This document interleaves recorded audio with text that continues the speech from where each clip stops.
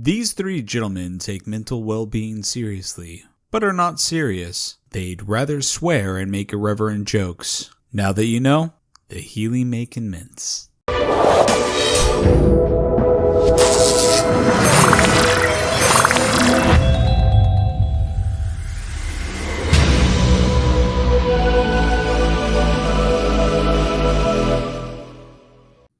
Welcome to a very special episode of We're Probably Not Okay. I'm David Musgrave, the man kissed by all angels. And with me, as always, let's see if they remember, is this guy. Brandon Full, Shepherd of the Forest. Yes, we did it. And finally. This guy right here. No. Tickle, tickle, tickle. No. Tickle, tickle, tickle. There you go. We almost. That's closer, yeah. It's your very best friend, Ryan Brown. And today we are going to have a non-topic episode, not quite a verbal jazz. This is something we might start doing a little more frequently in an effort to prepare our topic episodes a little bit further, and or if we have scheduling conflicts. So you might see us, just Brando and I, or just Ryan and I, or just the two of them, or all three of us, in just kind of a more loosey-goosey setting. Verbal jazz will be saved for special occasions. This is not verbal until jazz. We can get those gooses tightened up. Yeah, I got to get my goose wrench out and get a squealing. I don't know what I'm talking about anymore. I'm going to get squealing on some goose. Could you imagine? You squealing on the goose. There you go. Episode title right away. Man, we're good at this. God damn. I was going to say that's got to be a record. That is a record for title. Yeah, we've done quick ones, but that might be the all-time. Squealing on the goose might be the all-time record. So, loosey goosiness. I figure this will kind of just be a check-in / talk about some bullshit and just chat and or talk about kind of a gray matter munchie situation. So, Brandon, why don't you kick it off? What's first thing that pops to mind? Whether it's a mental hellness check-in or something you've been consuming, or just something a story you want to tell. I got a story that popped into mind, but you go ahead. I don't have a story really. I just want to give a quick rundown of what my idea is for next time we record. Yeah. So my topic, what I'm going to do, listeners, and I've told you guys a little bit, is I'm going to do a different. Every time it comes around to me, I want to do a different emotion. So far, I have 3 emotions. I'm going to probably stick to those 3 and then see how well it goes. And I'll continue to pick more emotions if it seems like the episodes are going somewhere. There are more than 3 emotions. Anger. That's why I'm only have 3. Sleepy, hungry, right? Revenge. 4. Yeah. That's my favorite emotion. So my next topic, whenever we record next Tuesday, is going to be joy. So I have some questions for you guys that I'll pass off in the meantime, for you to think about, such as a specific moment in your life when you felt pure joy. Things like that. So also, if you're listening to this and you want to listen to next episode and prep yourself in any way, think about some times that you felt joy. Also think about difficulties that you find in appreciating joy. You know what I mean? Like when something happens and you're like, I know I should be happy. I know I should feel joy, and I feel nothing. Gotcha. So, that kind of stuff. Also, if you hear knocking in the background, I know you guys have heard it, but if you hear it on the recording, my heater baseboards are knocking for some reason. That's just how it is, and I have no way to stop it. I apologize. As Ryan is theorizing, it's the telltale heart of guy that too. Yes, Brandon murdered. The telltale lilac bush. And you can tell it's that because of the little poltergeist flashing in the back of his bedroom. Yeah. That right there, you guys see it? It's just poking its little luminescent head out from Hey, can you guys see me? Oh, I'm a ghost. I'm knocking on the ground. I've always wanted to be on a podcast. I have lots of thoughts on masculinity. My heart's buried. Do you guys like Andrew Tate? Oh, no. But for my one thing, I guess, my gray matter munchies, I downloaded WoW again to play World of Warcraft. Oh, no. Really? Which I haven't played in years and years. And even when I did, I play it for like a month or 2 and then I get tired of it. So I downloaded it and I'm like, all right, I have some free time. I'm going to pay for a month subscription and just dick off for a month in WoW. I haven't even paid for my subscription yet, and I'm already bored of it, so I'm not going to subscribe to it. Oh, okay. I was going to say, here's I put maybe like it's just gonna be 4 hours in the next month. No. Yeah. No, I put like 4 hours in and I was like, God, they really just want you to run back and forth. Like it is an old school style MMO for sure, where when you get a quest here on the map, they send you over here. For listeners, I'm doing a visual thing, so I apologize. They send you way over to the other side of the map. You do your thing. Then you go back to the original place to tell the guy you finished. And then he's like, cool, now go to where you were before for your next quest. Nice. And that's every fucking quest. It's just running back and forth. I just got a mount, which makes it a little faster. But, yeah, I don't know. I don't know how people can put hundreds and thousands of hours into it, I guess. Decades of their lives. You know? Yeah. Yeah, I could see if you're playing with the social aspect of it. I could see, like, I jumped on with one of my friends and his wife for a little bit in chat, and that was fun, like voice chat while we were playing. Yeah. I used to talk to a guy that played. Like, I've never played it. I've seen it. I know what it is and everything, of course. But like, especially trying to find like special. I guess he was going for like a special title. Like you can unlock titles for yourself or something. Yeah. And he was going for a special title, and he was describing to me what he had to do. And it was like he had to collect like 18 billion mushrooms, and then like kill so many different things, and gather all these things. And he was telling me like there are like 20 different things I've got to do, and each of these tasks is going to take me like a week. I was like, okay, so a half a year from now, if you play every single night, you'll have your title. Yeah, well, like one of the quests, as I started to get higher in level, it was like, go kill 10 X monster, whatever it was. I don't even remember. And that monster will drop a hide. You need 10 of those hides to bring back to me. Except the monsters don't drop the hide every time. There's a percentage chance that they drop it. Right. So you're just standing in a field grinding. Other people are coming up and killing the same monster, so you're vying for control of like who can kill the monster first to just finish the fucking quest. Mm. Yeah. But, like, I still enjoyed it in a way, which is funny. Even all of this said, it's still, there's something about the gameplay loop that is enjoyable. Yeah. I mean, that's how they get you, I guess. Yeah. I haven't spent any money on it. I made a Draenei, which is like a little demon lady, and I named her Slamala, and she's a paladin. That, you know what's funny? When I played WoW, that was what I played a Draenei paladin, too.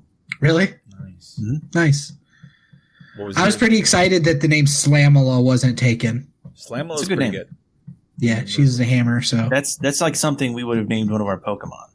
Yeah. Slamala. Yeah. Absolutely. Slamala Anderson. Slamala Anderson.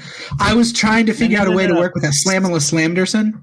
Slamala Anderson. Oh, Slamala Anderson. Thank you. Yeah. Like, it's just wrong enough. Yeah. We would really have to abbreviate that, though. Like, that would be... Mm-hmm. Yeah. I think we'd end up, like, Brandon would accidentally mistype, and it would just end up being, like, salami or something. Salami. Yeah. And we'd be like, good enough. I like it. Yeah, it's fine. Salami. We'll Keston Ravi. That works. We'll know it's Slamala. Slamala Anderson. Anderson, thank you. But what do you guys have? Because that's pretty much mine. I have a doctor's appointment tomorrow. He's probably going to cancel. He's going to cancel? That's your about doctor? it. Why would your because doctor of the cancel? snow? Because of the weather. Oh. It's very snowy here. Yeah. How's it? Yeah, so it's been bad there, huh? Yeah, the roads are clear now, but he cancels for just about anything, so who knows? He bought the practice, and he has canceled the last 3 months in a row on me. Oh my God. Like, just not been there. Yeah.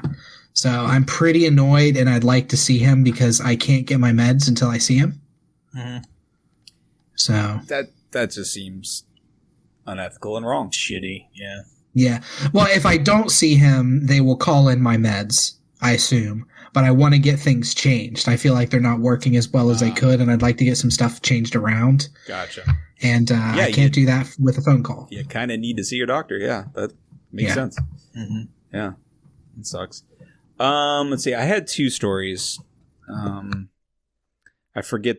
There are two things I wanted to talk about. The one is that I got a weird compliment today, and at work, and I'm not used to that.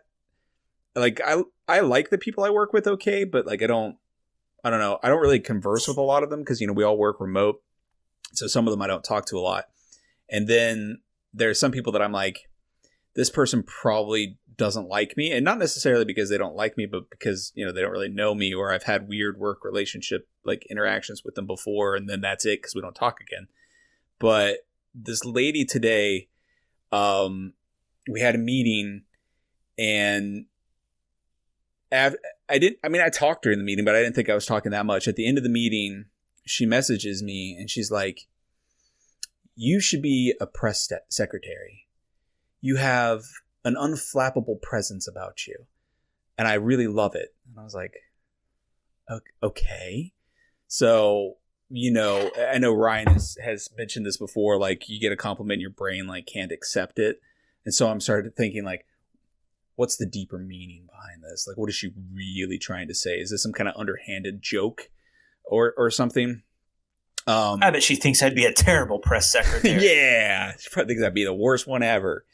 I can't press any secretaries.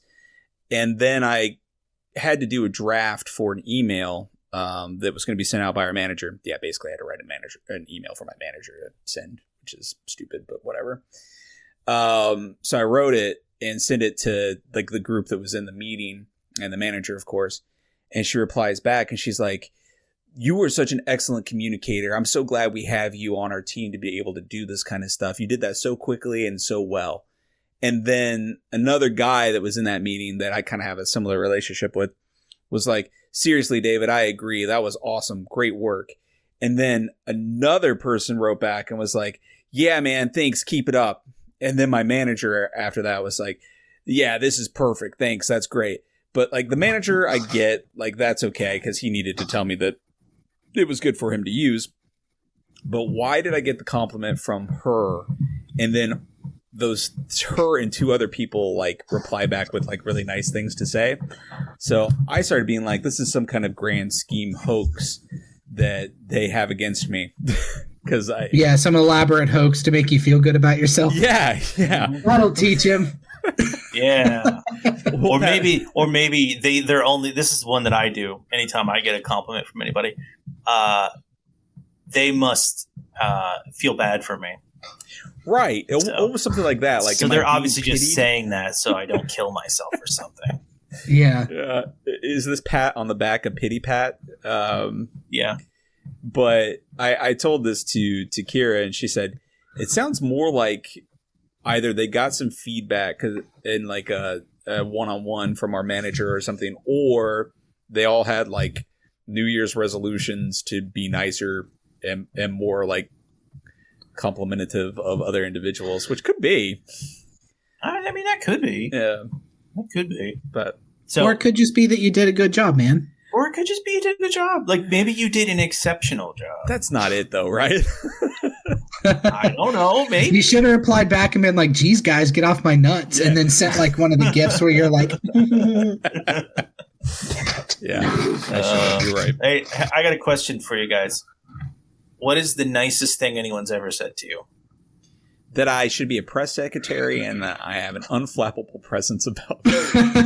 That can't be. That is definitely perhaps the most unique, but it's the most unique. That can't be the nicest thing anyone's ever said to you. I don't know. I don't think I have one queued up that I could think of. Okay, well, what's the weirdest then? That I should be a press secretary and I have an unflappable presence about? Yes. What about you, Brandon? One time, one of my coworkers told me I should be a press secretary and that I had an unflappable presence about me.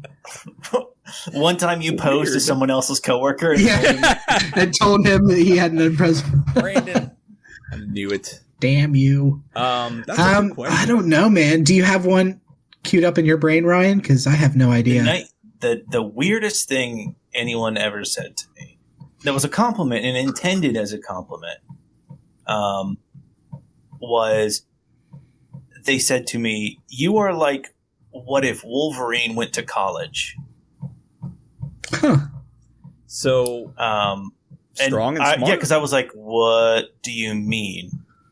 And they were like, "Well, because you're like, oh, you wear flannel and you're hairy and stuff, but also, you're nice and use a lot of big words." And I was like, "Yeah, that tracks." You smoke a cigar, you call people bub. Yeah, you do say bub. I can honestly say, no, have I ever called someone I don't know.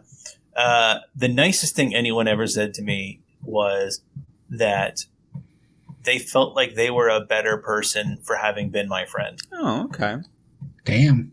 I was like, someone told me that, and I was like, I think I'm going to cry. Yeah. That's a good one. Are you unflappable though? Did they call you unflappable? No, I flap fucking hard. Everybody knows that shit about me.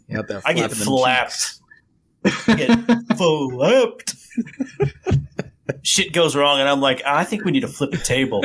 Yeah, I think we need to flap more, guys. Yeah, we're not flapping nearly enough. Let's fucking flip this table. We're like drawing solutions on a whiteboard. I'm like, just write down flap.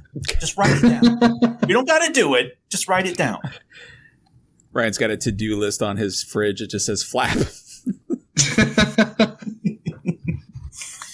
Yeah.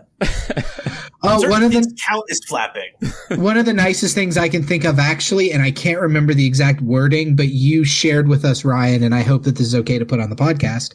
You shared with us a paper that your son had written about our podcast, where he broke down each of the hosts, and I thought it was very nice. It was very nice. He said something nice about me too. I don't remember what it was. He said he had an unflappable presence, and he had suggested something you should have. Yeah, he's like, he equated you to a press secretary. Yeah, he said, if We're Probably Not Okay has a press secretary, it is definitely the man kissed by all angels. That's true. You're definitely our press secretary. Yeah, I would say you'd fill that role if we had one. Definitely our PR guy. Yeah. Yeah, but for our listeners, I don't know if we've mentioned it before or not, but my son wrote a paper for one of his communications class that focused on, I don't remember what episode it was, but an episode of our show. Yeah. I don't remember what episode either. It was good though. Like I remember being like, it was weird to have one of our episodes like dissected. But it was also Brandon's cat's fucking killing me. Sorry, listeners. Brandon's cat's fucking killing me. He's definitely sticking her tail, like in your mouth. Because she's just looking around. She's just like she was just looking at she was just like right up Main Street, just like looking right into the camera. Yeah. Where do we go from there? I don't even know. So what about you? So you got a story or anything, Ryan? Oh my God, I got so many stories. Most of which I can't even tell on this podcast. Oh, man. Do you guys want to hear a story from the world of social work? Mm-hmm. This is, of course, no names will be mentioned, nor the name of the organization that I work for because, HIPAA. I can't remember if I've ever told this story on the show before. If I have, listeners, forgive me. But I was a baby social worker and had only been on the job for like 3 days. And one of the things that we frequently have to do in the program that I'm a part of is transport people to and from, various things. Like, whether it's appointments or, means to get necessities like, food, shelter, DHHR, whatever. And I was transporting a client to the laundromat so she could do her laundry. So we take her there. She's doing her laundry. We talk the whole time. Then I take her back home. And as we're pulling into the parking lot of her apartment complex, she shits herself. Now, you might think, oh, that's unfortunate and whatnot. But I think there is more context needed for why this was bad. She was wearing a skirt, and it went all over the front seat of my car. And I was, again, just sort of like, I don't know what to do in this circumstance. Do I just pretend that didn't happen? Because it clearly happened. And we were both like, she was just looking forward, maybe if I just pretend that didn't happen, maybe he won't say anything. Maybe he didn't notice that. So I was like, having a similar like parallel train of thought. Like, what do I do? Do I just pretend I didn't notice that? So we both elected to pretend that I didn't notice that. Mm-hmm. She gets her laundry, like books it out of the car and back into her apartment. And there's just shit on the front seat of my car. And so and this is not my car. I shouldn't say, like, it wasn't my personal car. It was like a hospital vehicle, like one of their fleet vehicles. So I'm like, oh God, I don't know what to do. So I pull over and I call my boss and I'm like, so-and-so just pooped in the front seat of the car. What do I do? And she was like, clean it up? And I was like, yeah, that's probably a good first step, isn't it? Yeah. So like I got, a bunch of wipes and just like wiped it up and was like, I don't know if I'm cut out for social work. So not to be gross, but I don't think it could be grosser than what I just said. How much are you talking about? I need to know how much poop is there? Like fist size? Well, less? More? It's difficult to say because it did not have, I'm sorry, listeners, it did not have the consistency of like a normal poop. Mm-hmm. Like it was more, I apologize. I'm so sorry, listeners. I should have thought about this before I started this story, but I thought it was funny. It was more of a diarrhea situation. Yeah. So how big of a puddle are we talking? Not huge, but enough. Okay. Like, let's say a small McDonald's Sprite worth of... That's quite a bit still. It's quite a bit, but it's not enough to where it's like we have to... This requires... I guess it's not enough where you're like, oh, God. You're not like hands on top of your head. Yeah. You're more like hands on your mouth. You're like, oh, I guess I'm driving with the window down for a minute. Yeah. So, wow, you got some wipes and cleaned it up too. Like, Mm-hmm. Did you have gloves or did it? No. Did it get on you? Not that I can recall, and I would recall. Yeah. I would. That shit would be seared into my mind forever. Yeah. Mm-hmm. It'd be like. But see, that's the thing. Is I was actually talking this today with a social worker from like a different organization, and there was just this understanding where we were both just sort of talking about something unrelated, and she was like, "Well, you know how it is. We've all seen stuff, right, in social work." And I was like, "Yeah, we've all seen stuff. We've all seen stuff. We've all smelled stuff." Yeah. I always say like a social worker is in some ways just like with the amount of like secondhand trauma and like weird circumstances you find yourself in, like a social worker is a lot like a cop, except for if anyone dies because of me, I actually get in trouble. Shots fired, but not. Nice. Brandon, you're all blurry. I saw you trying to clear your cam. You're a little blurry. I know. I was trying to get it to zoom in, but I don't know. Sometimes it just blurs out for a while. That's all right. We'll just use we'll use our imaginations. Look at him. Imagine you're peeking at me, and I'm like, "Don't peek at me." Yeah, I mean, easy to do when you're doing that. Yeah. You paint a beautiful picture.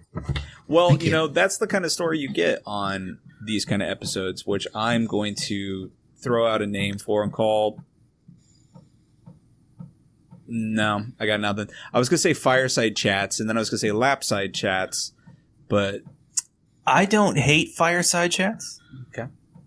What about brain diarrhea? Brain diarrhea. Yeah. Diarrhea. I don't love it. Three guys-aria. That just sounds like if you ate just like 2/3 of a bag of Five Guys and then. Oh God! I only had 3 guys, and it's the worst already. 3/5, I guess. 3/5 of a bag of Five Guys. I'm glad I didn't finish because I already got 3 guys aria. Yeah, I'm 3 guys in, and it's not going great. There's still 2 whole guys left to go. Oh God! How am I going to make it? Why'd they give me so many guys? I clearly only needed 2. Oh, my eyes were bigger than my stomach. Vis-a-vis guys. It happens. Mm-hmm. Sometimes you just think I could get a lot of guys in me, but That would be awesome. All right. That'd be awesome if that's how you ordered at Five Guys. How many guys you want? I'll have 2.5 guys, and I'm feeling real hungry. I think I'm going 5 guys today, guys. For the full 5, buddy. The full 5, which also sounds troubling. Give me all 5. Give me all 5 guys. My hunger cannot be denied. Did you hear there's a secret menu? You can get 6 guys if you... You could get the secret sixth guy. Oh, shit. 6 guy. They don't tell you, but... Yeah, you got to say it just right. I saw it on TikTok. You can get it. Whew. Yeah, and again, I don't know where to go from there. So. Oh God, Brandon, did you tell a story, or you? I forget. Yeah, I did. What was it? Yeah, he talked about WoW as well. I talked about World of Warcraft. Yeah.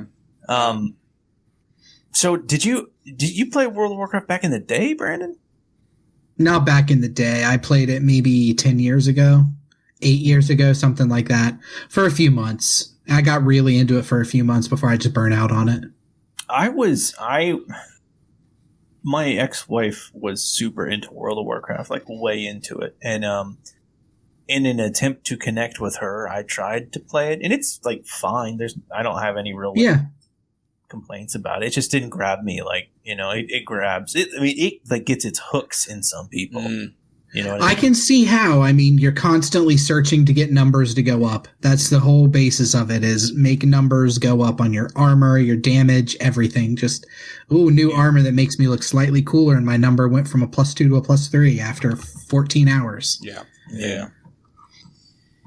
I think the only MMO besides Fallout that I ever really got into was the Old Republic, the Star Wars MMO. Oh, yeah, that was fun.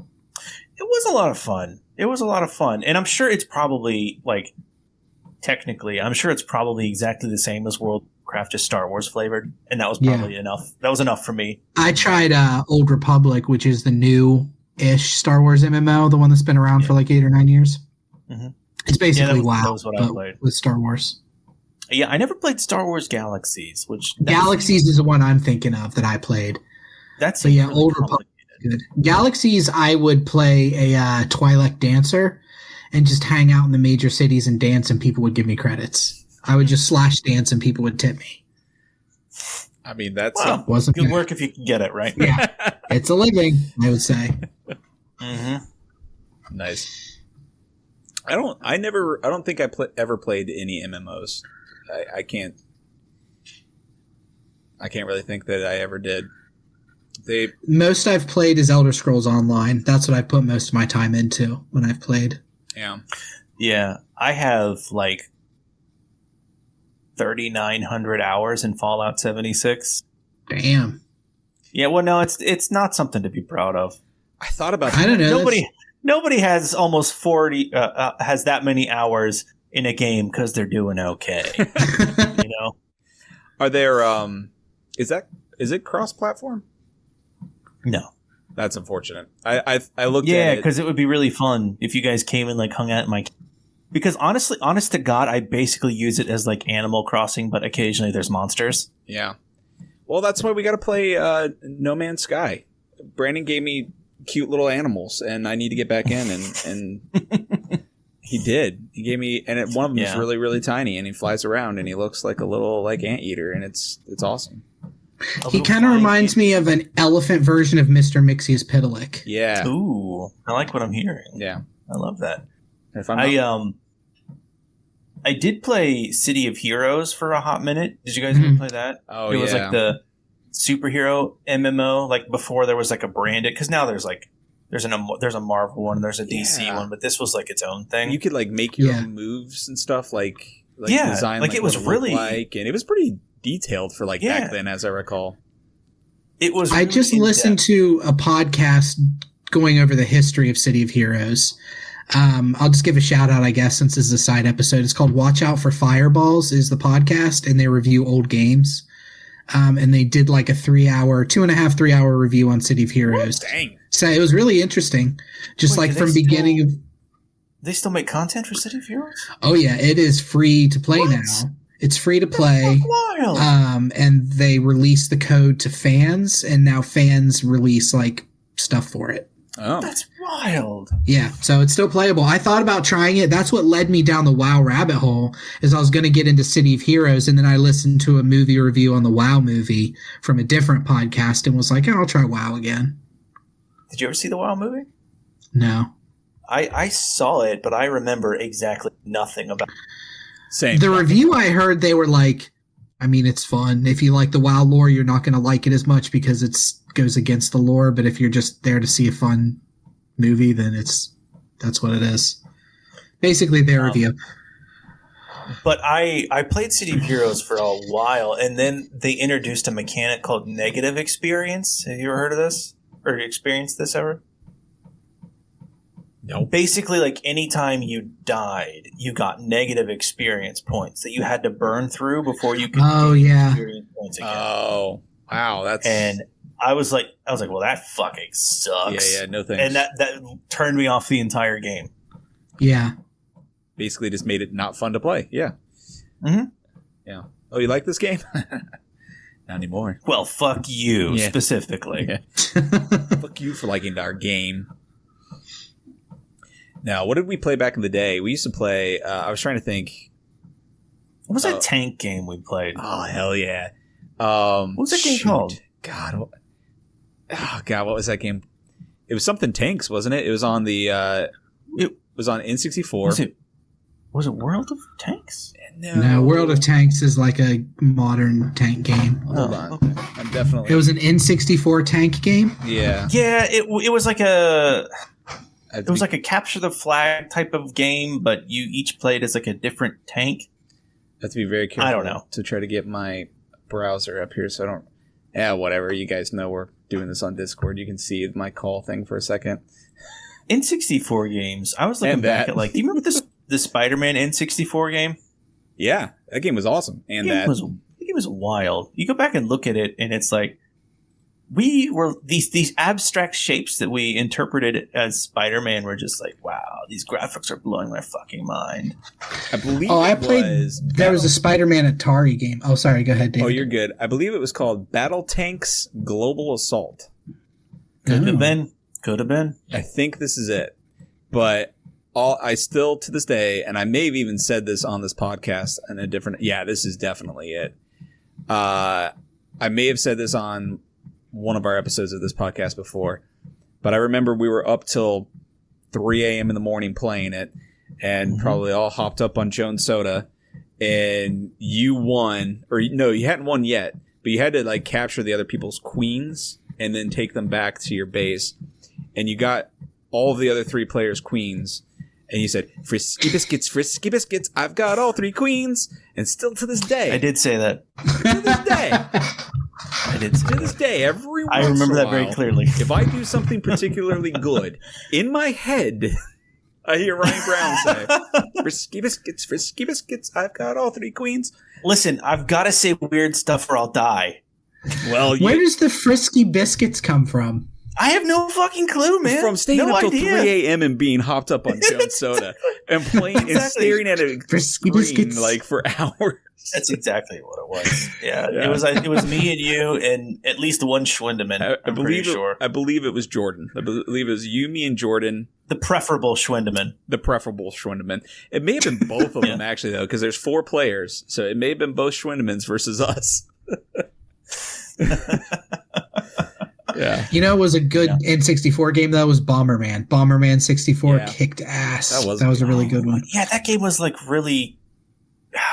Was that it was like basic Bomberman, but then there was a whole RPG element to it. Yes. And you could like unlock different cosmetics for your Bomberman character and then carry him over to other people's games so you could do multiplayer with your specialized Bomberman. Yes. That's cool. I do remember that. That game it was cool. Great. You know what? There's some like mechanics from some of the games in that era that like should have continued on into next generations that never did. And when I think about stuff like that, like why aren't games as cool as they used to be? Because they figured out they could charge you for everything. Oh, that's absolutely that's monetarily. There's that. What about Perfect? I feel Dark? like games were. Oh, go ahead. Perfect Dark. What were you going to say? I was just going to say I feel like some games. Like one of my coworkers today, because I have a bunch of Teenage Mutant Ninja Turtles on my desk at work, and one of my coworkers came in and was talking to me about the Ninja Turtles, the first Turtles NES game. Famously, historically, one of the hardest NES games of all time. Yeah.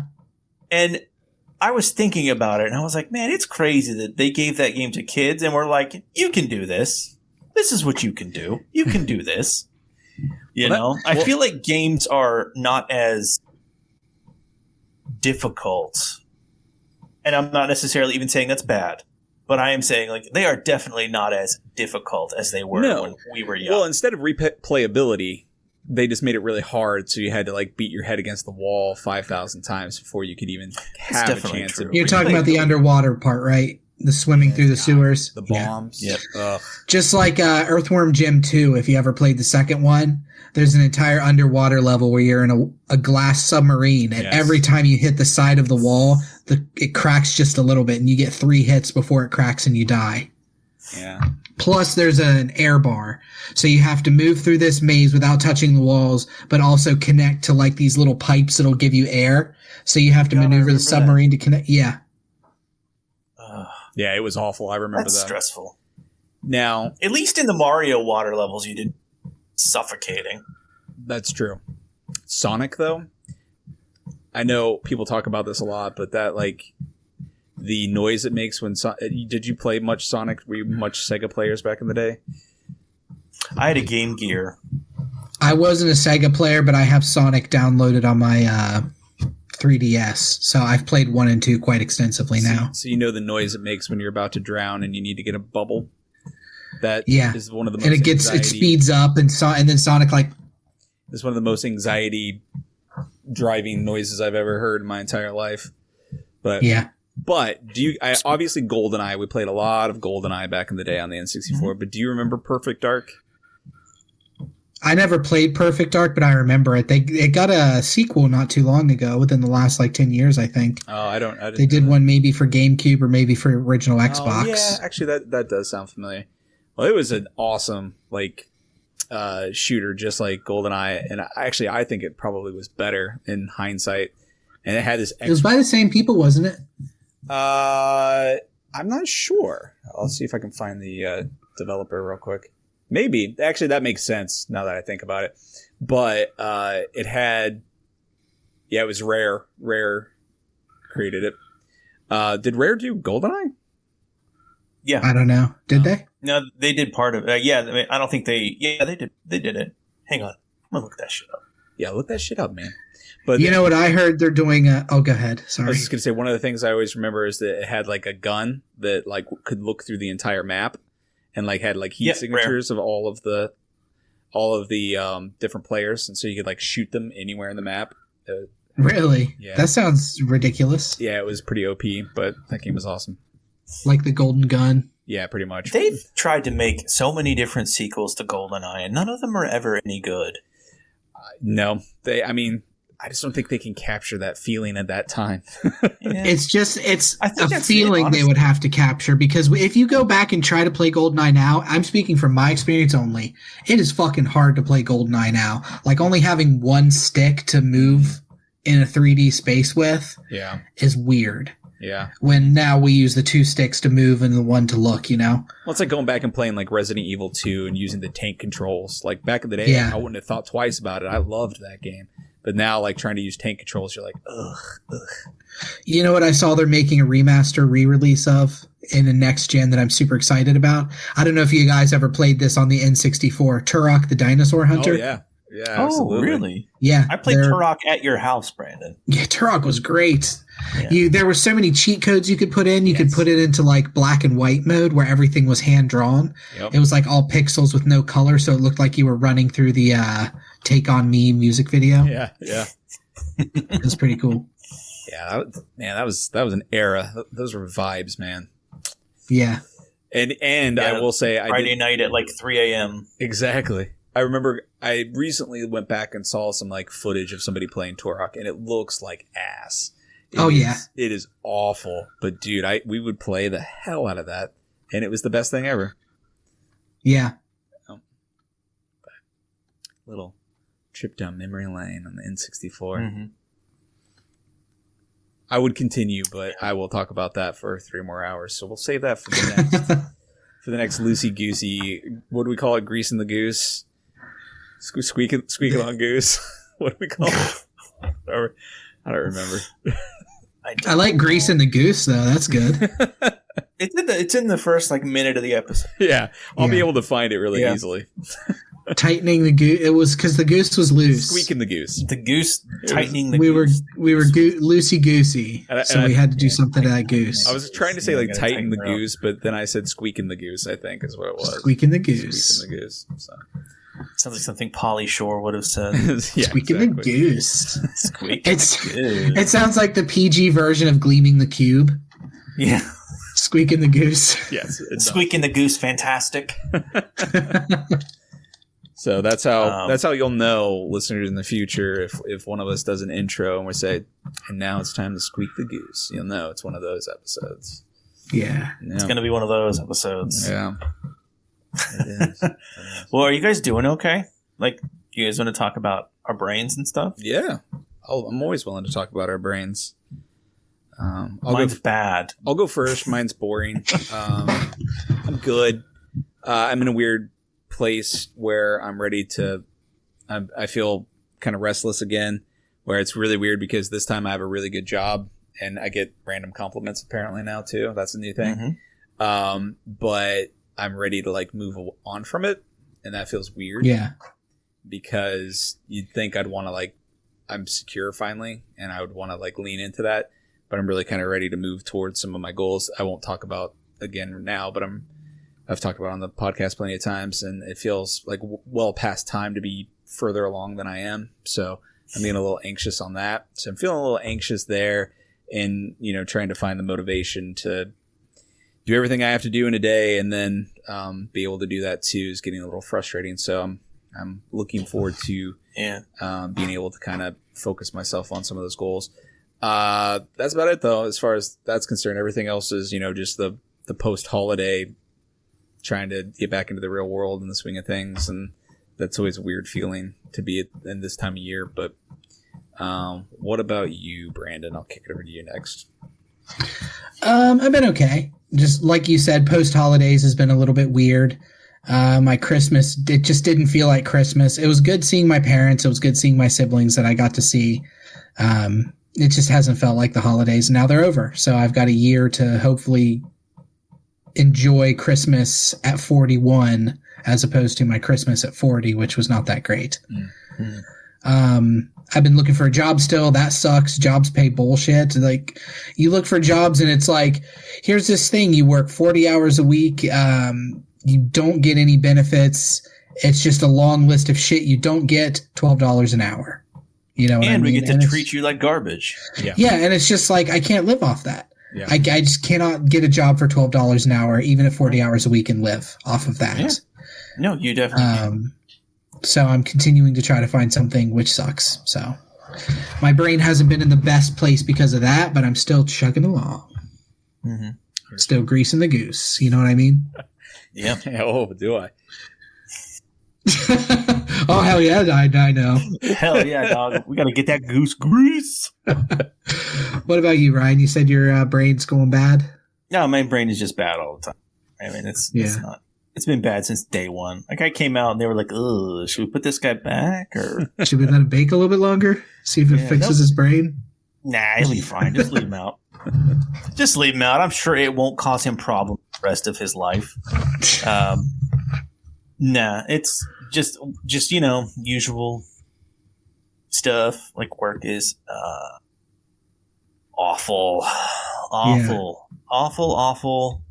and not because of the work itself. Like, I actually like social work. I like helping my people. I like doing things to make people's lives better, and I even like my coworkers. Like, my coworkers are good people that I genuinely enjoy being around. it's just anybody above us, like any sort of in the hierarchy of things. They're working for-profit healthcare or any kind of for-profit like social agency or anything like that. You're working. You're automatically put in a position where your main goal is to help people, right? I think that's reasonable to assume.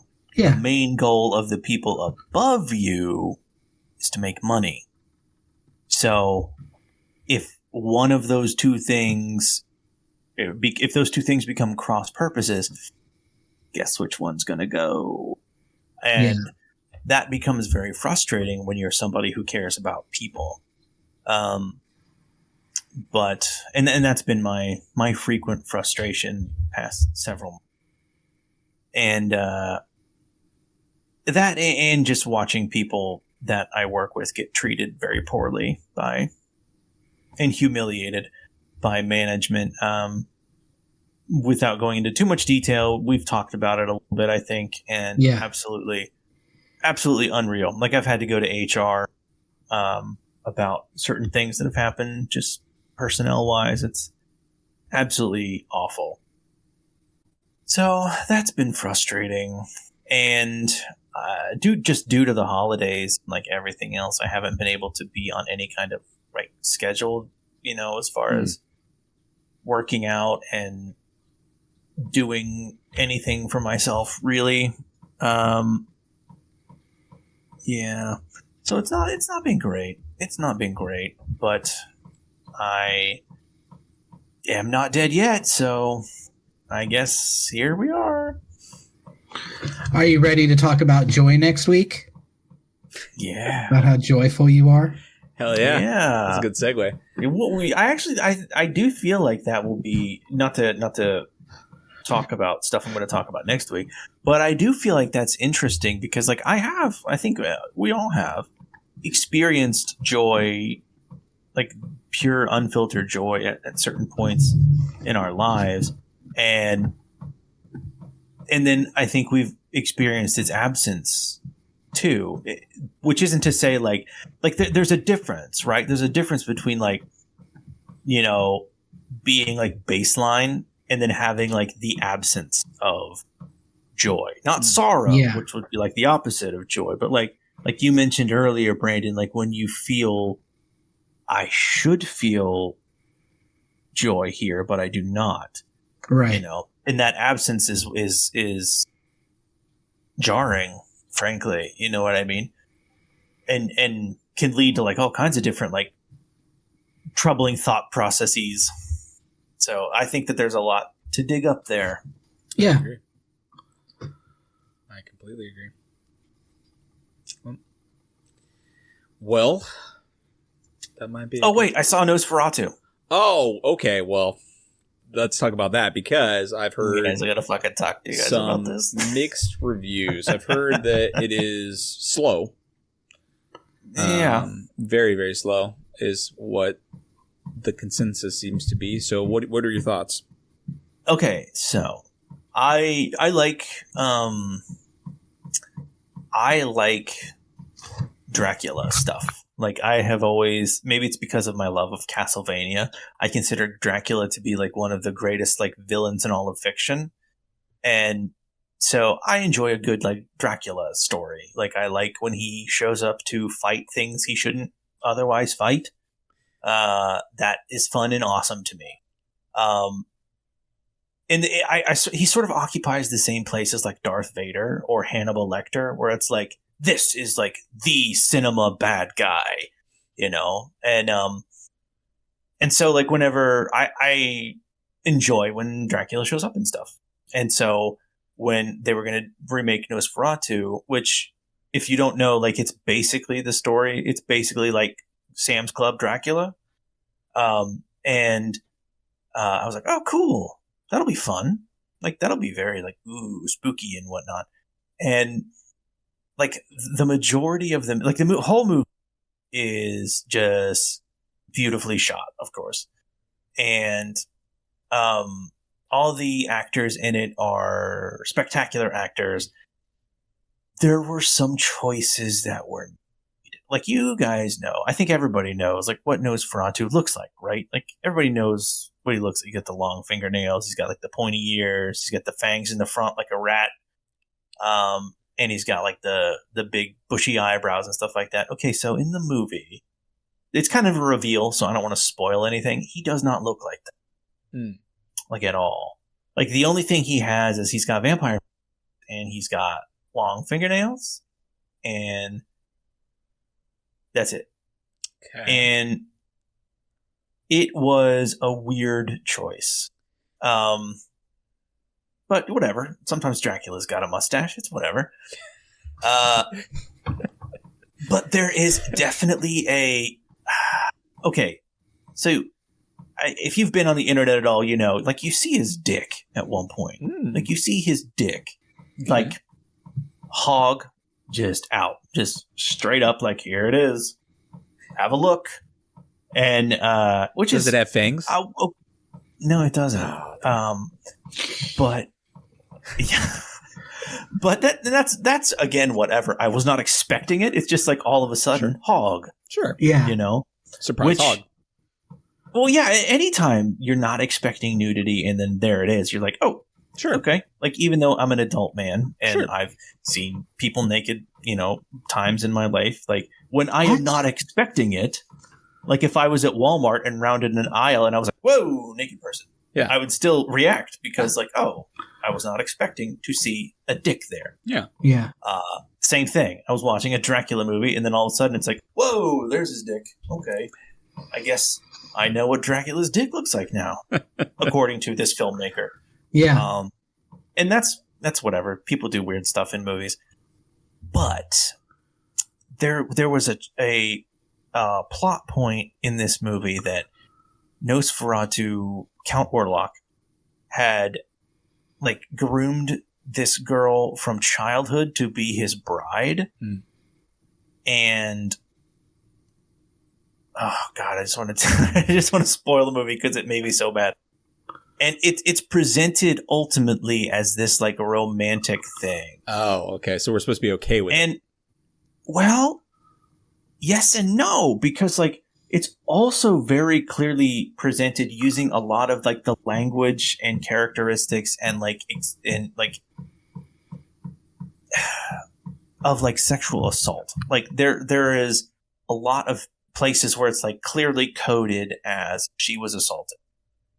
And then other places where it's not, where it's like, oh, look at this. There's these lovers whose souls are intertwined. And it's like, that's gross. Mixed messages.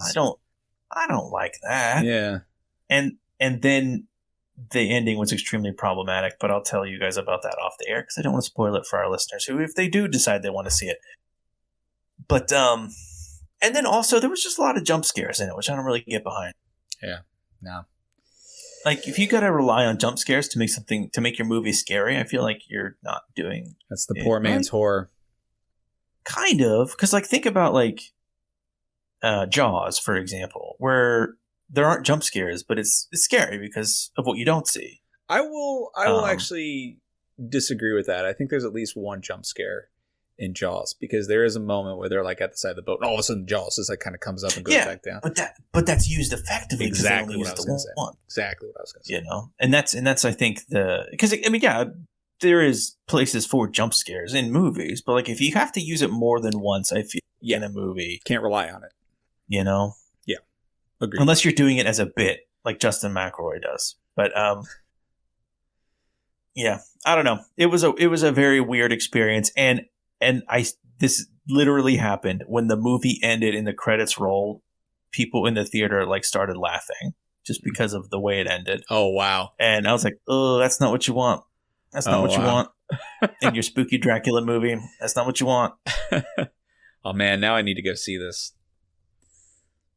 You can wait for it to be on HBO Max. Yeah, that's what I would say. Let's be real. That's what's going to happen. But yeah, the one thing that was really cool was there was a lot of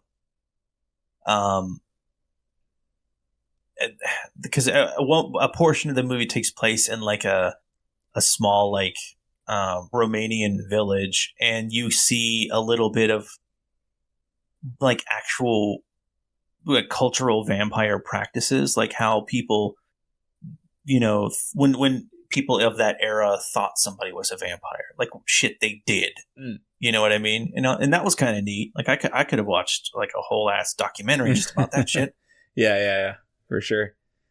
That's cool. So 10 out of 10. Yeah, I'm talking about I'm talking about the dick. Would look at Dracula's hog again. Good review. Are you going to see it, Brandon? You going to rush out to? Nah, but I don't ever see movies really.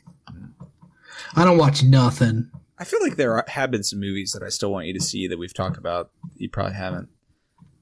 Oh, you're all curmudgeon-y for the listeners. He's got the scrunk. He's got the scrunk face. Yeah. All right. Well, I think that's probably a good place to call her an episode. So our first loosey goosey squeaking the goose episode is in the can. Yeah. I don't think we need a wrap up like we normally do, but Ryan, just give us some words of wisdom to end the episode on. Give us Hog Wisdom. Yeah, Hog Wisdom. Hog Wisdom. Yeah. Please. Be sure to keep it clean so you don't get an infection, I guess. Yeah. That's good. Don't question it. That's good advice. Words to live by. Wash it every day. Yeah, every day. Wash it every day. Even the days where you feel like, I haven't done anything with my hog today. I don't need to wash it. No, you still need to wash it. Yeah, Give it a spritz at least. Yeah. Get a wet nap. Yeah, throw some Windex on it. Listeners. Throw some Windex on it. Holy shit. No, don't do that. Wait. That would burn. That would feel wildly unpleasant. That's not good hog wisdom. Yeah, that's not. That's hog treachery. That's why I leave it to Ryan, because I'm still learning. Yeah. You're still learning? 41 years in. Nature's Rubik's Cube. Windex. Everyday new mystery. He'll get there at 41. Like, write that down, put that on the list of things for not on the hog. Windex. Oh, can we make two lists, on the hog and not on the hog? I feel like the not on the hog, there's going to be a lot more stuff on there. I was going to say, one is substantially longer than the other. I'm going to throw one out there, and I want to see which list you'd put it on. Cheese Whiz. Okay, here. Not on the hog. No, on the hog. I think you can. Depends if on it's the a preference. It's a preference. But I think as long as, Jesus Christ, the fact that we're talking about this, as long as you cleaned it up afterwards, I think it's fine. Yeah, it's consensual. And it's consensual of course. Whiz. Yeah. And it's not like straight off a cheesesteak or something, cheese that'd be whiz. too hot, right? You'd burn the hog. You say straight off a cheesesteak? Yeah, that's what it said. You put cheese whiz on your cheesesteak? That's my favorite. I'm not a provolone man. I'm a whiz man all the way. Whiz, baby. Hell yeah. Weird. Brandon. Yeah, thank you. Yeah, no, I was like, weird. Brandon, I need you to weigh in on this. Way ahead of you. David's weird. Well, I am the one that brought up putting cheese whiz on your penis. So yeah, I think we knew that. True. I think we were already there. True. Yeah. Yeah, we were already. And the funny thing is like that we were like, yeah, okay. But on a cheesesteak, we were like, what the fuck? On a cheesesteak? Get the fuck out of here. On a penis, sure. On a cheesesteak? Are you fucking stupid? Yeah, come on, be real. We're not animals here. And that's a great place to end the episode. I've been David Musgrave, the man kissed by all angels, and with me, as always, is the shepherd of the forest, Brandon Full, and this cute little guy right here. Oh, it's your very best friend, Ryan Brown, and we are not gonna put cheese whiz on a cheesesteak, and probably not okay. I'm putting it everywhere, baby.